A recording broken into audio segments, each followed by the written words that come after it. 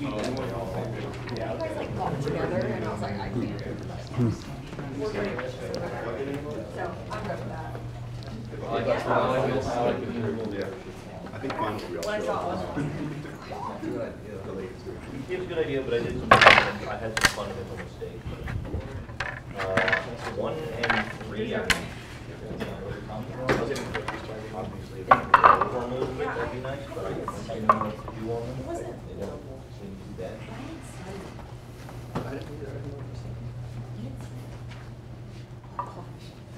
Okay, we have a mini exam due next time. Is it next time? Monday. The 10th, I think, right? Is it the, wait, the 10th? That's the 9th. 9th? Monday's the. I have something on the 13th. Yeah, okay. All right, so we are going to start and finish 12.7 today, and then we're going to get into 12.8. So 12.7, triple integrals in spherical coordinates. We have so far looked at triple integrals in Cartesian, and then we did cylindrical coordinates last time, and now we talk about spherical. So the idea of spherical is, well, let's review Cartesian. Hey, you're here. All right, good. I replied back to you in like just a little while ago, so I guess you're good. All right. So in Cartesian, right, if we wanted to get to a point, very simple, x, y, z, just like, you know, from the beginning of time, that's what we've been doing, right? And then cylindrical was polar in two-dimensional space, and then you add the z dimension, right? So we have to give you a theta, and then a distance to walk out, and then a z coordinate. That's cylindrical. Spherical works like this. We start at the origin, and you know how we normally have always pointed out the x-axis like this? That is not what we are going to do for spherical. For spherical, we start at the origin, but we are actually looking straight up, okay? And what I'm going to do, let's act like I want to get to the projector. So what I'm going to do is I'm going to provide you with an angle. This is going to be called phi or phi. It's your choice, okay? That angle is going to be this angle right here, phi. And then another angle, theta, which is going to swing this way. And then rho, not r, but rho will be the distance you walk to get out to the projector. Okay, so it's still 3 things you need to get to the point, but it's the angle from the z-axis down first, phi, then your theta, then your rho. Now, let's talk about some, I can't look into that light, that's blinding me. So let's talk about some restrictions. Our phi needs to be restricted between 0 and 180 degrees, or pi. Between 0 and pi is our restriction for phi. And then our theta can be anything between 0 and 2 pi. That will swing us all the way around, right? And then our rho, of course, would be pretty much unbounded because how far you walk out doesn't matter, right? So that's spherical coordinates.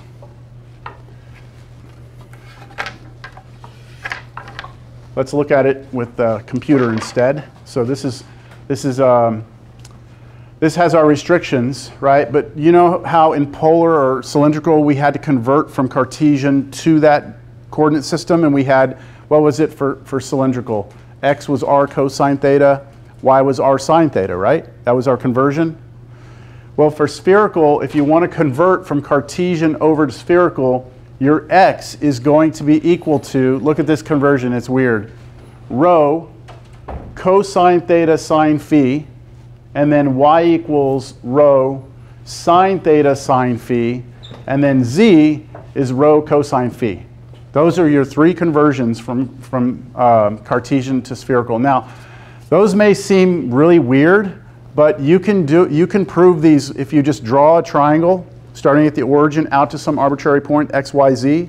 Draw a triangle that comes down to the xy plane and back, and then set up all your relationships with phi and theta and everything. You can derive all of these conversions. It's just we don't have enough time for me to go through it here. So these are those. And then we have this identity, x squared plus y squared plus z squared equals rho squared. That's because your point is kind of like on the edge of a sphere, and then this is the equation, like generic equation for a sphere, right? What else? How do I remember this? I remember this, the way I remember it is, if you take out all the phi stuff here, that's just polar, isn't it? That's kind of like r cosine theta, r sine theta. So with spherical, we're adding these two new pieces, sine phi, to both of these. And then we have this new part, right, z, which we don't have in polar. And this is like an r, but it's rho here. And then this is where the cosine phi comes from, or goes, all right? So let me use the computer to kind of do the same thing I just did. We can take our phi back to 0, right? 0 all the way down to pi, anything in between there. And then our theta can spin around, right? And then our rho can extend out. And so if you imagine that would create a sphere. I have another picture that will help that. What do y'all like better, that or this? This was better, right? This is better? This is better. Okay. At least I didn't impale myself on it today. All right, so now, when we were doing triple integrals with Cartesian, right, the very first region we talked about was a box, right, or like this rectangular box where our x's were between two constants, our y's were between two constants, our z's were between two constants, and it created a box. What would it look like in spherical coordinates if your phi was between two constants, your theta was between two constants, and your rho was between two constants, right? It's hard to verbalize what that would look like, so I have it here. I'm going to fix, I'm going to make this a little smaller. I'm going to fix, let's start with the phi. Let me see, where's my phi? Whoa. There's my theta. Pull my theta. Pull my phi up. No, let's go like that. There we go.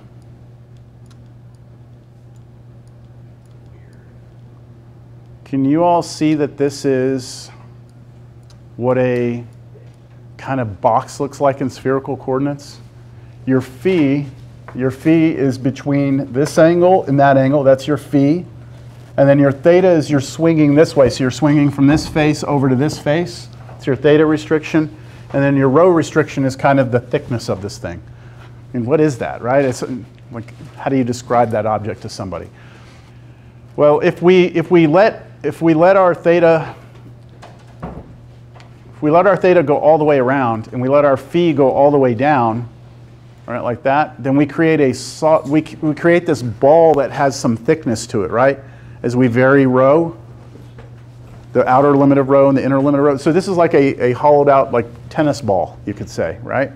Unless I let rho, the starting point of rho be 0, and then it's solid, right? It's solid all the way through. All right, so how do we do triple integrals in spherical coordinates now that we have this new coordinate system? Well, if our theta is between two constants and our phi is between two constants and our rho is between two constants, then we set up the triple integral, alpha to beta, c to d, a to b, right? And then we take our functions, hard to see it here, let me make this bigger again. We take our function the scalar function we're trying to integrate, and we replace the x with the conversion of x, the y with the conversion of y, and the z with the conversion of z. So that's just reevaluating our f function with all the spherical conversions put in. And then we have this, rho squared sine phi. So remember in polar, we always had that r showed up, right? With spherical, we always have this show up. And today I'm going to prove to you why this shows up. All right, I'm going to prove it, but not yet. It's the next section. And then we integrate this with respect to rho, then phi, then theta. And can we change the order of integration? What do you think? Yes, because these variables are all trapped between constants, right? So you're free to switch the order of integration. Switch this, that's fine. As long as we're between constants, we can do that. So we only have, I think we only have one example on this. Yeah, I'm only doing one example for this. So we want to find the triple integral over e of e to the square root of x squared plus y squared plus z squared with respect to volume, where e is the region that's in the first octant that's between two different spheres of radius 4 and 9 respectively. So we have a sphere of radius, radius 9, right? And then a sphere of radius 4. And it's the region between those, but only in the first octant. I think I can draw this without the computer.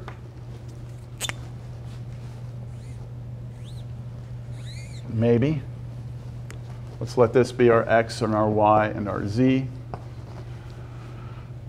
So it's going to be something like this. You have a sphere on the outside. There's 9, comes this way like that. That's 9. That's the outer sphere, and when it touches the xy plane, it creates a circle on the ground like that. I'm only drawing it in the first octant, right? And don't I have another one of those, but inside it, further in, right, of radius 4? So something like this.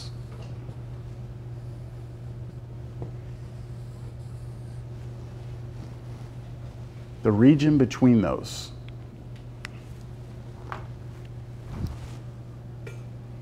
It's not terrible, right? It's not terrible. This is much better though, right? That's much better. That's what we're talking about, right?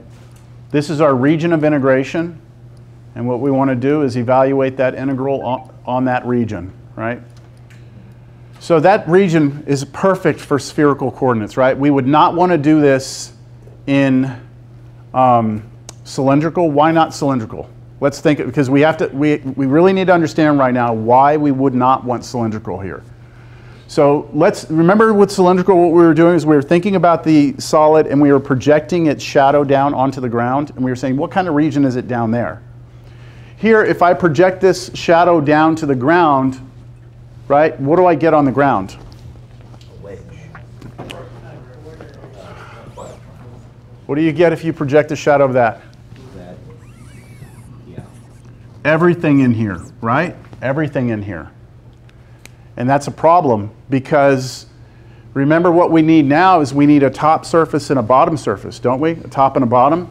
But do you all agree that in different parts of this region, we have a different top and a different bottom? Like when you go to this point right here where it's 4, right? That's right here. The bottom of this solid is actually this inner sphere, and the top of it is the outer sphere. Once you go outside that red line, or that red curve, once you're outside, your bottom is the xy plane and your top is the outer sphere, right? So it's like it's changing within the region. There's a change of what's the bottom and what's the top. And it's very hard to manage that. Well, not impossible, but it's harder to manage that. Understand? So in spherical, what's really weird about spherical is that there's no projected shadow that you're looking at. You're just looking at the region itself and saying, does that look like a spherical region or not? Does this look like I've got phi between two constants, theta between two constants, and rho between two constants? In which case, I hope y'all see it, yeah? Do y'all? Yes? Everyone? So spherical is the coordinate system I'm going to go with here. So if I go spherical, I need to get restrictions on theta, on phi, and on rho, and it doesn't matter what order I do these in. So how about we go with rho first? It goes from 4 to 9, right? And then what about phi? 0 to pi over 2. So that's from straight up, right, down to the xy plane. So 0 to pi over 2. All right, who wants to get theta? Who wants to give me theta? 0 pi over 2. 0 pi over 2 as well, right? Because you're just swinging in that first octant. 0 pi over 2. All right, those are our restrictions. Any questions on that? All right, now let's set up the actual integral. So what I need to do to set up the integral is take that triple integral And the order here doesn't matter. So I'm going to go with the order I have here. I'm going to go 0 to pi over 2. That's going to be my theta. I'll put d theta out here on the very outside. Then I'm going to do my phis, 0 to pi over 2, d phi. And then I'm going to go 4 to 9, and that will be my d rho. And now I need the actual function, but I need it to be converted to spherical. And luckily for us, it's a problem that conversion is really nice, isn't it? Because we know that x squared plus y squared plus z squared is rho squared, right? And then we're taking the square root of that. So this really turns out to just be e to what? E to the rho, right? E to the rho. And we're almost done, except because we went to spherical. Yeah, hold on.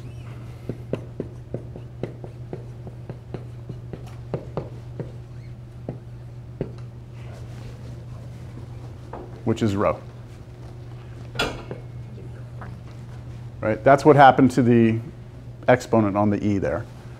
And now, because we went to spherical, we have to include a rho squared sine phi. That has to be there. Normally I wrote that in red, didn't I, in the past when I put that r in there? That's because we converted to spherical. That must be there. And I haven't explained why that's there, right? I mean, I have not done that before. I've just told you it needs to be there. That's it? Yeah? Any questions on the setup? How would we integrate this? We have to do it with respect to rho first. So what are your thoughts on that? Integration by parts twice. Right? You have to do integration by parts twice here. Okay, you can ignore that because we're integrating with respect to rho first. So you got integration by parts twice here, and then you'll get whatever, and then after that you'll integrate with respect to phi, which should be pretty okay because you just have sine phi there. So antiderivative of that would be a cosine phi, and then you do with respect to theta. Now do y'all want to go through all of that, or I mean, do you want to do integration by parts twice and see all that or not? Let's take a vote because this is time. So how many of you want to see the like, let's take this the whole way? Yeah. Yes? Okay, that's enough people. Let's do it. All right. So if you would allow me, please, let me do this integral on the side. I'm going to do rho squared e to the rho d rho. I'm going to do just that, okay, because I'm ignoring this because it's a constant. Just going to go figure out what this is, all right? First, that looks like an E. Sorry. All right. So again, this goes back to like your learning of integration by parts. I do it by table. There's a shortcut. There's like a shortcut thing. Yeah, I'm not going to do that. I'm aware of it, but I'm not going to. So I like to set up a table, and then I make I write down, you know, what's going to be u, what's going to be dv here. U is going to be the rho squared, and then the dv will be the e to the rho d rho. And then I differentiate this. du is 2 rho d rho, and then v would be just e to the rho. So I like to do a table, and then once I do a table, I use the formula, you know, ultraviolet minus voodoo, just off this table. Yes? It's a rho squared times e to the rho, right? What you're doing right now? Rho squared. The integral bit. Rho The part. Yeah, this right here. It looks terrible, but yes, The that's one what before it is, yeah, that part is That's- rho squared times e to the rho. It's terrible. No, you're good. Yeah. You don't like the rules. I don't like rho. I don't like rho. Just R would be better, but you know, it is what it is. Reading it is People write rows different ways, and so you just get into a habit of the way you write it, you know, and then sometimes there's some loss in translation because people will look at it different, right? Looks like a P, kind of. All right, can I continue? Yes. So this is now equal to, let me continue over here, this is equal to ultraviolet, so rho squared e to the rho, right? That's ultraviolet, minus the integral of v du, voodoo, this times this. So that gives me a 2. I have a rho. I have an e to the rho, and then d rho. I'm going to pull a 2 out. I don't like the 2. I'm going to pull the 2 out of here. So that's where I am now, right? Questions there? Now I'm going to go and I'm going to do some scratch work again, secondary scratch work, and I'm going to do just this integral right here on the side again. And whatever answer I get, I'm going to come back and plug it in right there. So now that integral is this, integral rho e to the rho d rho. I set up my integration by parts again. I'll do u here is rho, dv is e to the rho d rho. And then just play that same game. The derivative here, this time is 1 d rho. And then here, v is e to the rho.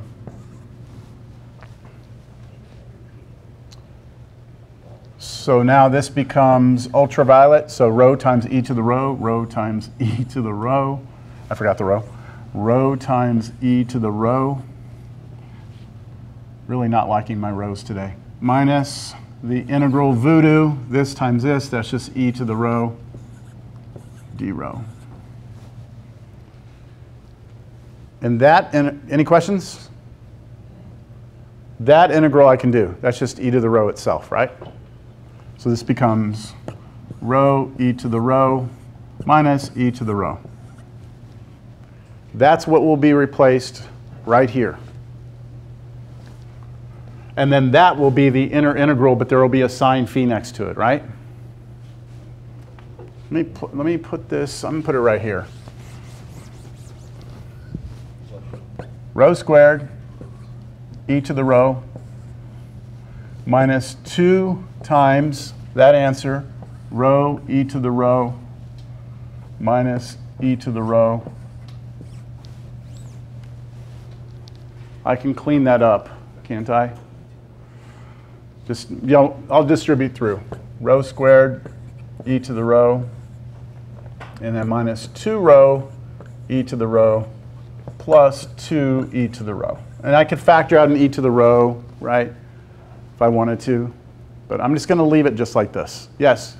On the last part, the stuff inside the parentheses, wouldn't it be rho times e to the rho minus rho times e to the rho? Rho times e to the rho. Should be zero. OK, hold on. Wait, what are you saying? Just, yes, multiply the e to the rho by rho on the last part of the integration. I think it's talking about the bottom right of the board. Yeah. This? Oh, down here? What about it? Wouldn't it become rho times e to the rho minus rho times e to the rho? Why would there be another rho?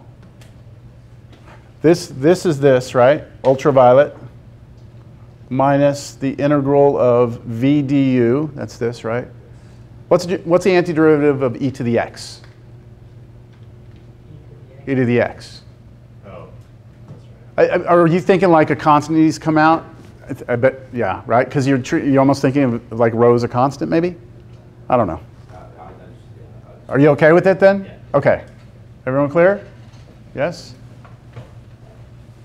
All right, so now that goes there. Are we all on board the same thing here? Yes? OK, I'm going to continue.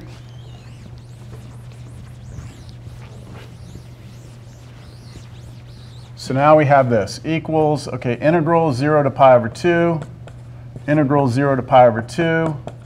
And now I've taken the antiderivative of this, and I got rho squared e to the rho minus 2 rho e to the rho plus 2 e to the rho, evaluating this at rho equals 4 and rho equals 9.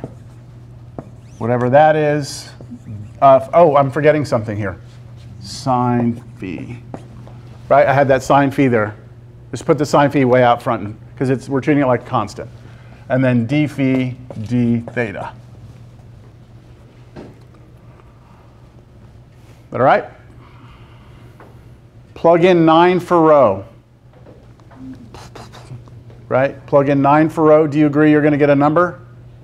Right? It'll be a number because that's 9 squared, e to the 9 minus 2 times 9, e to the 9 plus 2, e to the 9, and then subtract from that 4 squared, e to the 4, and that's just going to be some number, yes? Some number. And then from that, just imagine this is all just a number. Now you just have sine phi with a number in front of it. Ugly number, but a number. And the antiderivative of sine phi is just going to be negative cosine phi. Then you evaluate that from 0 to pi over 2, and that'll give you a number. And then you integrate that constant. The reason I'm talking through it is because I believe I have this worked out so that we don't have to go through this whole thing. Like, I think y'all wanted to see the integration by parts, right? That was the one thing? Okay. So let me see. See what I have here for you.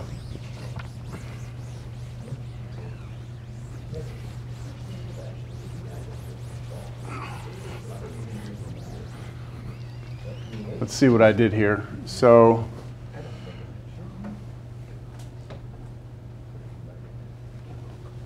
that's the whole answer. This is the final answer right here. That's everything together. This is just that first integral. And remember I said it's going to turn out to be a number? This is the number right here.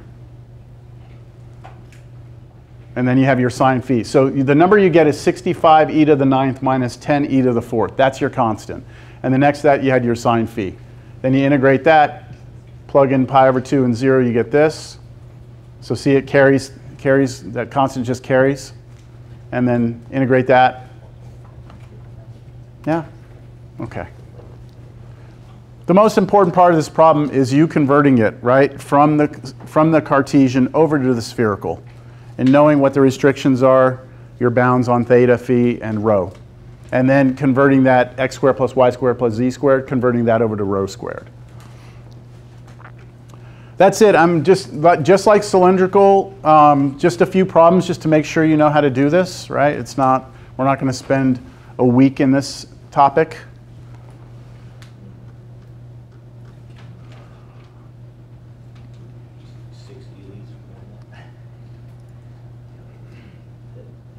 All right, 12.8, change of variables.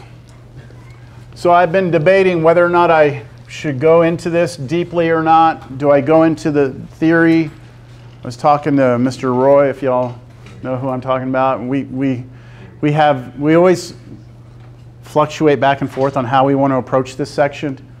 One way is to try and get into the theory of it, pretty heavily try and understand what's going on. And then get to the mechanical part of it, or just present a formula and then say, you know what, it can be shown that this is true. I'm on the fence on this because here's the problem with the theory. If I try and prove this whole idea, I have to stay in two-dimensional space. I can't go to three-dimensional space. Because if I go to three-dimensional space, then it requires that we be able to draw a surface with a vector function, which we have not learned how to do in this class. That's in chapter 13. So I'm limited to two-dimensional space if I try and prove this. And then immediately after I prove it, I'm going to do something in three-dimensional space. And then you're like, well, wait, you just proved the 2D, you never showed the 3D. Does that make any sense to you? So I don't know, let's just run through the notes, okay? We'll run through the notes and then we'll see how y'all feel. So when we were converting double integrals, not triple, double integrals, right? When we were converting them to polar, we knew what the polar conversion was, right? And I'm asking you if you could to change your perspective on this a little bit. Instead of using r and theta, I could have used any variables, right? But theta and r made sense. Theta was, the angle, and then the r was the radius, the distance you walk out. Now let's just switch them. Let's just switch the r, make it a u, and then make the theta the v, all right? So now your angle is v, and your radius is actually u now, right? No big deal? I'm allowed to do that? There's nothing wrong with me changing the letters? So with this in mind, let's try and understand what happens when you are actually converting a polar region to a Cartesian region, right? So this is a polar region, right? This is a polar region. What happens here is that this is your change in, well, it was theta, right? But for us now it's what? V, right? So this is your changing of the V, or the theta. And then this right here is your changing of the R, or the U, right, for us? And what we'd like to do is we'd like to see what happens when this region gets mapped over here, or you could say it the other way around, this region gets mapped over here. It's like, what's the relationship between the two? And so I'm going to just move along a point here, along this edge, and I want you to see what happens to that point in Cartesian. So if I move over, see how that point goes from one corner of this rectangle to the other corner, like that? And then if I move the theta, watch what happens. If I move the theta, it goes up the left side of that rectangle. So it's kind of like this green curve, right? This green curve somehow gets mapped over to this straight line, and then this black straight line gets mapped over to that black straight line. But there's a problem, all right? Even though the mapping takes this polar region over to that rectangle, their areas are not the same. These are not the same areas, right? The area of this is not the same as the area of that. So anytime we go from one coordinate system to the other, or if we go here to here, or from here to here, either way we go, we always have to scale by something that's going to allow us to say that the areas are equivalent. And the question becomes, what do you scale by? All right? So here, this red vector and this red vector, do you remember earlier in this class we defined vector functions, r of t equals, and then we had like a two-dimensional vector, and when we graph this it would draw a curve, right? A curve in space. And then if we took the partial of this, right? If we took like a partial derivative, then it would give us like, let's say, well, let's do, yeah, no, I'll just leave it like this. If this is our, I don't want to put them in, I don't want to fix myself there. The derivatives, okay, if you have a curve, the derivative on a curve, right, was this tangent vector, right? So these are two tangent vectors, one in the direction of u and one in the direction of v. We take these two vectors and we scale them by the differential, which is this small little length, infinitesimal length. We scale these vectors down. Then if we take their cross product, we will get the area of that parallelogram, right? This is back from cross products way back when. So the area of this parallelogram is approximately the area of that red region, approximately. And the smaller you get, the more infinitesimal you go, right? If you scale